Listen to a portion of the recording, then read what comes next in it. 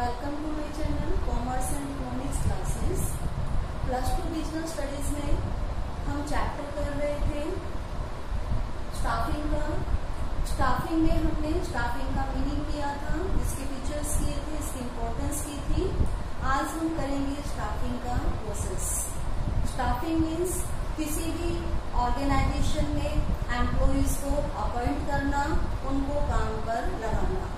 तो जब हम किसी भी इंस्टीट्यूशन में डिफरेंट पोस्ट क्रिएट करते हैं और उनके लिए एम्प्लॉइज को चूज करते हैं, तो वो एक बहुत लंबा प्रोसेस होता है एम्प्लॉइज को सिलेक्ट करने का। तो उसमें क्या क्या स्टेप्स हम फॉलो करते हैं वो हमारे स्टाफिंग प्रोसेस में आएंगे। तो स्टाफिंग प्रोसेस में काफी सारे स्टेप्स हैं और उनका एक डेफिनेट सीरियल ऑर्डर है, उसको फॉलो किया जाता है। पर ये जरूरी नहीं है कि हर एक ऑर्गेनाइजेशन में यही स्टेप्स फॉलो किए जाएं। ये स्टेप्स जो है मैक्सिमम स्टेप्स हैं लगभग, इससे कम भी स्टेप्स किसी भी ऑर्गेनाइजेशन में हो सकते हैं। तो सबसे पहले इसमें हमारा स्टेप आता है determining the requirement of man power. किसी भी ऑर्गेनाइजेशन स्ट्रक्चर को जब हम क्रिएट कर लेते हैं, तो नए ऑर्गेनाइजेशन की बात करते हैं तो उसमें ऑलमोस्ट हमारी सारी पोस्ट वैकेंट होती हैं, सभी पोस्ट को हमने फुलफिल करना होता है। अगर हमारी इंस्टीट्यूशंस पहले से ही एस्टैब्लिश्ड है तो टाइम टू टाइम हमें न्यू एम्प्लॉइज की रिक्वायरमेंट होती रहती है। तो सबसे पहले स्टाफिंग से प्रोसेस जब हम स्टार्ट करते हैं तो सबसे पहले ये एस्टिमेट लगाया जाता है कि हमें कितने एम्प्लॉइज की जरूरत है। उसके लिए सभी जो हमारा पर्सनल डिपार्टमेंट है वो डिफरेंट डिपार्टमेंटल हेड से उनकी रिक्वायरमेंट लेता है कि उनके डिपार्टमेंट्स में किस किस पोस्ट पर कितने पर्सन्स की उनको रिक्वायरमेंट है। तो वो सभी डिपार्टमेंट से उनकी रिक्वायरमेंट्स ले लेते हैं। तो जो डिफरेंट डिपार्टमेंट्स के हेड होते हैं उनको बेटर पता होता है कि उनके डिपार्टमेंट में क्या क्या उनको पर्सन्स की रिक्वायरमेंट है और उस पर्सन में क्या कैपेबिलिटीज होनी चाहिए। तो वो सब अपनी रिक्वायरमेंट पर्सनल डिपार्टमेंट को दे देते हैं और उसके बाद पर्सनल डिपार्टमेंट आगे की प्रोसेसिंग स्टार्ट करते हैं। तो सबसे पहले रिक्वायरमेंट का हम एस्टिमेट लगाते हैं। मैन पावर, कितनी मैन पावर, कितने एम्प्लॉइज की हमको रिक्वायरमेंट है, तो ये रिक्वायरमेंट लगाई जाती है। तो बड़े इंस्टीट्यूशन में पर्सनल डिपार्टमेंट अलग से होता है। अगर हम छोटे इंस्टीट्यूशन की बात करें तो उनमें पर्सनल डिपार्टमेंट नहीं होता है, तो उसमें जो टॉप मैनेजमेंट है वही उनसे एस्टिमेट ले लेगा कि कहाँ कहाँ पर कितने कितने एम्प्लॉइज की रिक्वायरमेंट होती है। तो इसके बाद नेक्स्ट स्टेप है हमारे पास रिक्रूटमेंट का, भर्ती जिसको हम बोलते हैं।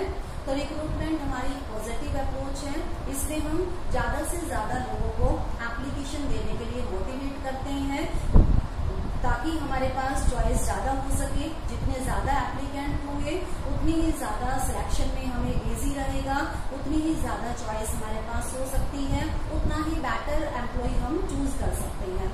तो रिक्रूटमेंट प्रोसेस में रिक्रूटमेंट के जो स्टेप है इसका, उसमें हम ज्यादा से ज्यादा लोगों को आवेदन हमारी इंस्टीट्यूशन में एप्लीकेशंस देने के लिए मोटिवेट करते हैं। उसके लिए जो मोस्ट कॉमन वे है उनको मोटिवेट करने का या लोगों को इनवाइट करने का कि वो हमारे ऑर्गेनाइजेशन में एप्लीकेशंस दें, तो उसके लिए मोस्ट जो कॉमन वे है वो है एडवर्टाइजमेंट का। तो बड़ी बड़ी जो इंस्टीट्यूशंस होती हैं जिनको बहुत ज्यादा पर्सन्स की रिक्वायरमेंट होती है वो अपनी एडवर्टाइजमेंट्स देती हैं। एडवर्टाइजमेंट न्यूज़पेपर्स के थ्रू भी हो सकती है, वेब पब्लिकेशंस भी हो सकता है, या और किसी मीडिया के थ्रू भी वो एडवर्टाइजमेंट कर सकते हैं। तो एडवर्टाइजमेंट में वो ये देते हैं कि उनको कितने पर्सन्स की रिक्वायरमेंट है, उसमें क्या क्वालिफिकेशंस होनी चाहिए, उसके लिए जो है उनके पास क्या एक्सपीरियंस होना चाहिए, कब उन्होंने अप्लाई करना है, एप्लीकेशन की लास्ट डेट क्या है, मोड ऑफ रिक्रूटमेंट क्या होगा। तो बहुत सारी बातें जो है उनकी सैलरी क्या होगी, जॉब प्रोफाइल क्या होगा, तो बहुत सारी बातें वो जब एडवर्टाइज करते हैं उसमें वो पब्लिश करते हैं। तो जो भी लोग इंटरेस्टेड होते हैं, जिनको नौकरी की जरूरत होती है, वो लोग एडवर्टाइजमेंट को पढ़ते हैं और उस इंस्टीट्यूशन में एप्लीकेशंस देते हैं। तो ये जो काम है लोगों को इनवाइट करने का कि वो हमारे इंस्टीट्यूशन में वैकेंट पोस्ट के लिए अप्लाई करें, उसको हम कहते हैं रिक्रूटमेंट। तो रिक्रूटमेंट के हमारे पास दो सोर्सेज होते हैं, एक इंटरनल सोर्स और दूसरा होता है एक्सटर्नल सोर्स। इंटरनल सोर्स में हम अपनी ही इंस्टीट्यूशन के अंदर से ही अपने जो एम्प्लॉइज हैं, वुड बी एम्प्लॉइज हैं, उनकी रिक्रूटमेंट कर लेते हैं। जैसे इसमें हमारे पास 3 तरीके होते हैं।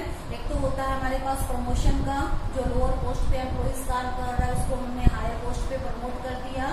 एक हो सकता है हमारे पास तरीका ट्रांसफर का, किसी एक डिपार्टमेंट में हमारे पास एम्प्लॉय सरप्लस हैं तो हम उसको दूसरे डिपार्टमेंट में ट्रांसफर कर सकते हैं।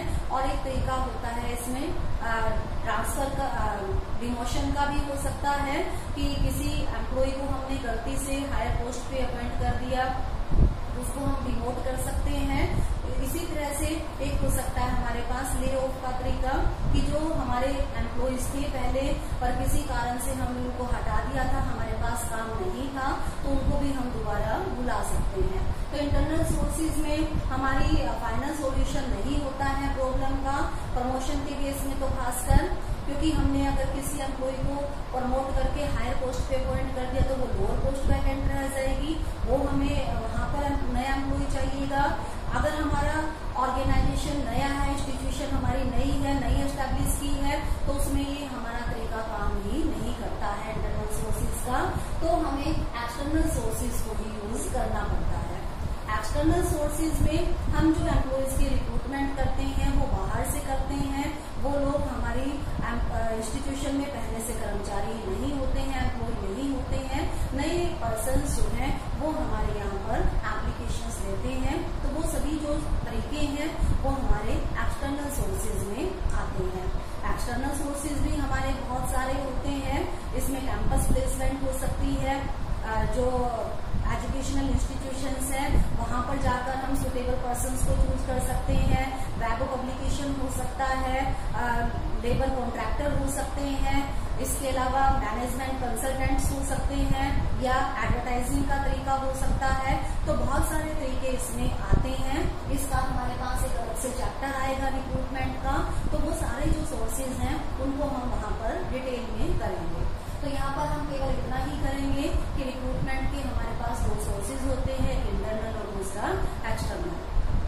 अब इसके बाद हमारा स्टाफिंग प्रोसेस में 3rd स्टेप आता है सिलेक्शन का। रिक्रूटमेंट प्रोसेस में हमारे पास एप्लीकेंट से एप्लीकेशंस आई हैं।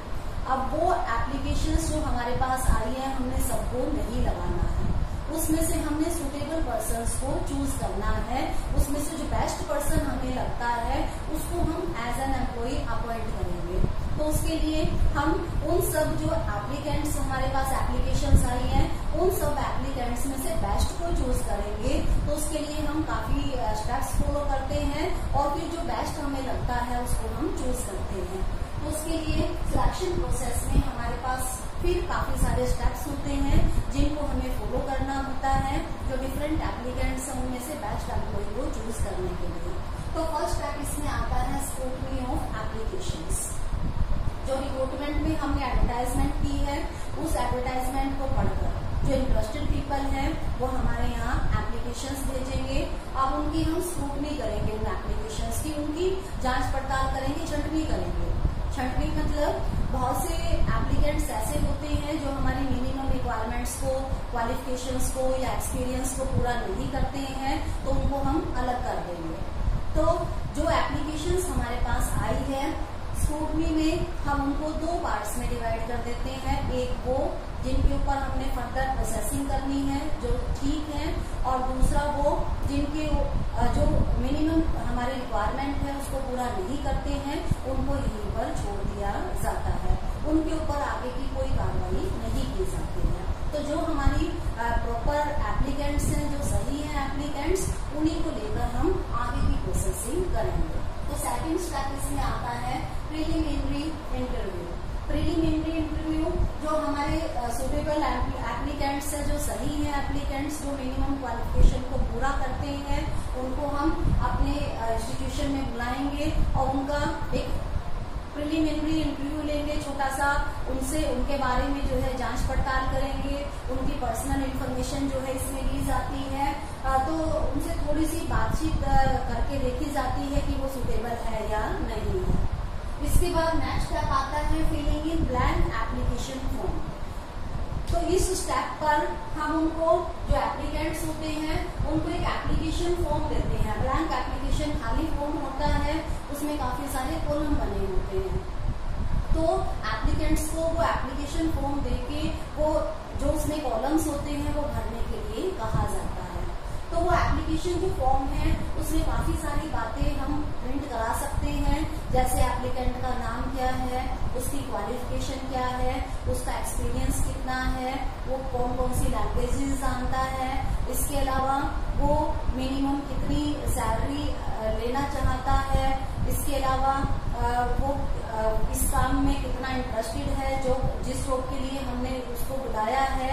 तो इस तरह से उसकी पर्सनल इंफॉर्मेशन ले सकते हैं, उसकी कास्ट के बारे में, उसके मेल फीमेल है वो उसके बारे में, इस तरह से उसकी मिनिमम क्वालिफिकेशन के बारे में, उसके एजुकेशनल इंस्टीट्यूशन के बारे में, और उसकी फैमिली के बारे में, मैरिड अनमैरिड, तो ऐसी उससे काफी सारी इंफॉर्मेशन ली जाती है।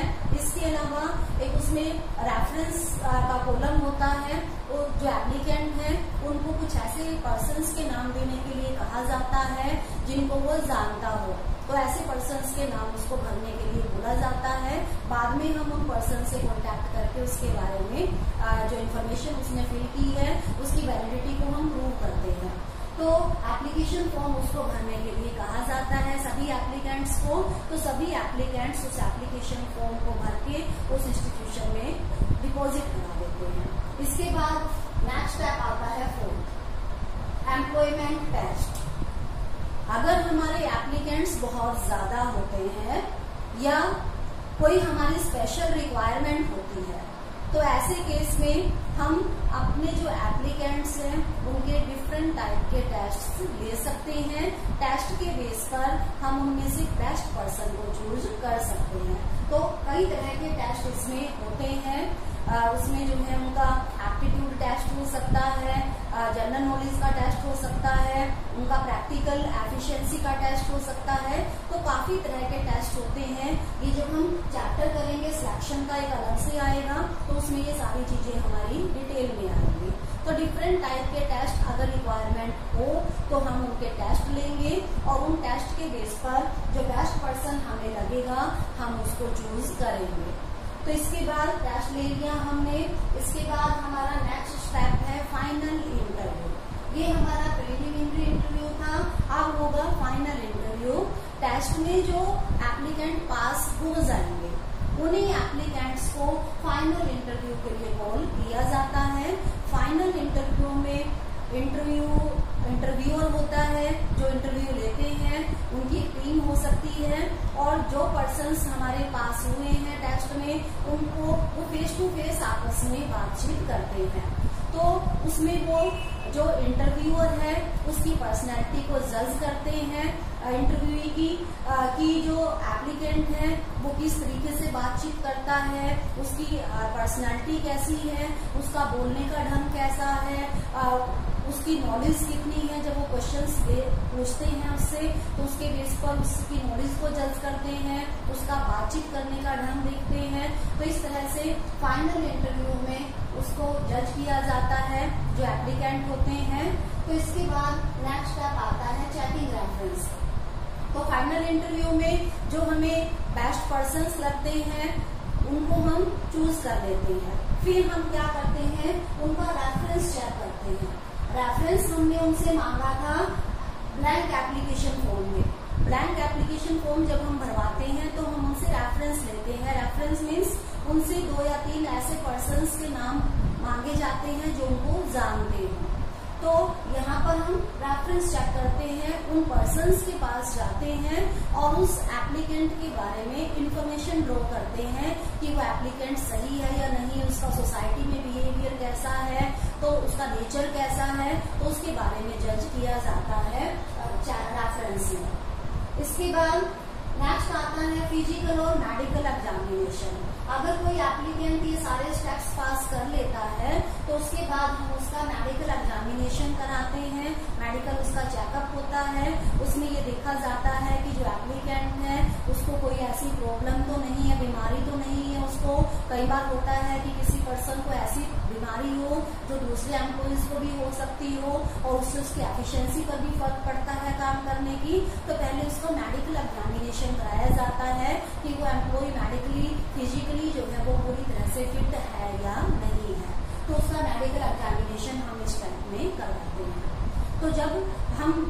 डॉक्टर की जो मेडिकल रिपोर्ट आती है उस एप्लीकेंट की, उससे सेटिस्फाई हो जाते हैं। तो उसके बाद हम उसको अपॉइंटमेंट लेटर दे देते हैं।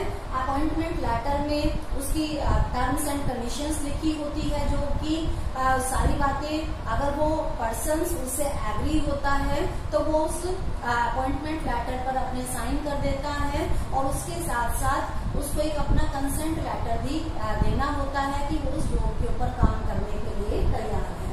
तो उसके बाद नेक्स्ट स्टेप हमारे पास आता है on the job examination. On the job examination में प्रैक्टिकली जब वो काम करता है तब हम उसको चेक करते हैं कि वो अपना काम किस तरीके से कर रहा है, सही तरीके से अपना काम कर रहा है या नहीं कर रहा है। तो इसके बाद नेक्स्ट स्टेप आता है, जो अगर हमें लगेगा कि वो काम ठीक कर रहा है तो हम उसको चूज कर लेंगे। फिर नेक्स्ट स्टेप आएगा प्लेसमेंट का। प्लेसमेंट में हम उसको काम पर लगा देते हैं।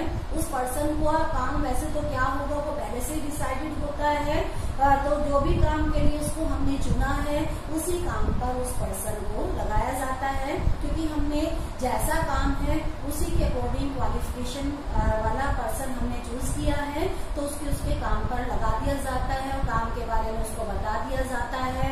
जो उसके इंस्टीट्यूशन में और लोग काम कर रहे हैं उससे उनको रूबरू कराया जाता है, उससे उनको जानकारी दी जाती है उसके बारे में, इंस्टीट्यूशन के बारे में सारी इंफॉर्मेशन उसको दी जाती है, उसने काम कैसे करना है, कहाँ करना है, कौन उसका सुपीरियर होगा, कौन उसका सबॉर्डिनेट होगा, तो ये सारी बातों की जानकारी उसको दी जाती है।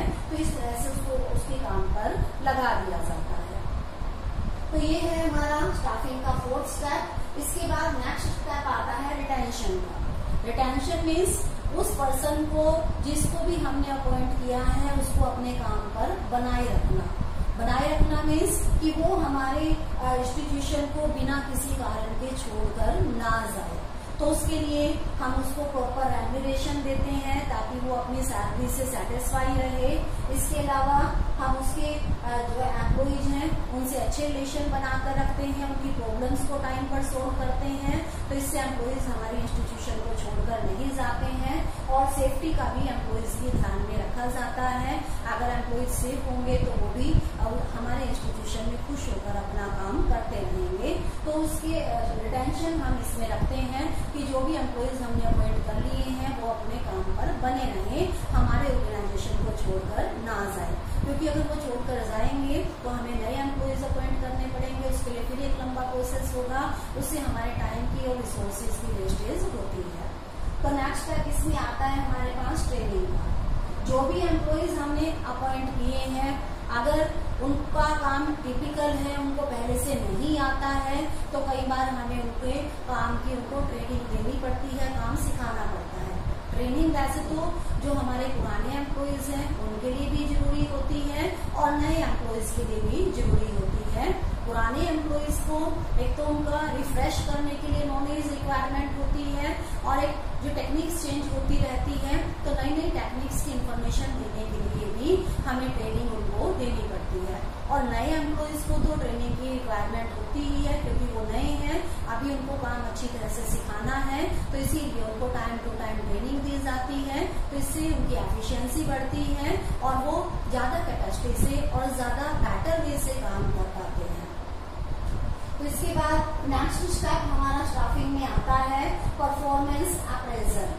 परफॉर्मेंस अप्रेजल में जो एम्प्लॉइज हमने अपॉइंट किए हैं उनकी हम परफॉर्मेंस को मूल्यांकन करते हैं कि वो अपना काम कितनी अच्छी तरीके से कर रहे हैं। तो टाइम टू टाइम उनकी जो प्रोग्रेस है या जो उनका वर्क परफॉर्मेंस है उसका रिकॉर्ड मेंटेन रखा जाता है कि वो कितना काम कर रहे हैं, कितने बढ़िया तरीके से कर रहे हैं। तो उनकी पूरी रिकॉर्ड जो है वो मेंटेन किया जाता है, और ये रिकॉर्ड जो है उनकी प्रमोशन वगैरह के लिए भी जरूरी होता है, उनकी सैलरी इंक्रीमेंट करना है हमें उसके लिए भी जरूरी होता है। तो उनकी परफॉर्मेंस का पूरा रिकॉर्ड इसमें रखा जाता है। तो इसमें नेक्स्ट स्टेप आता है प्रमोशन का।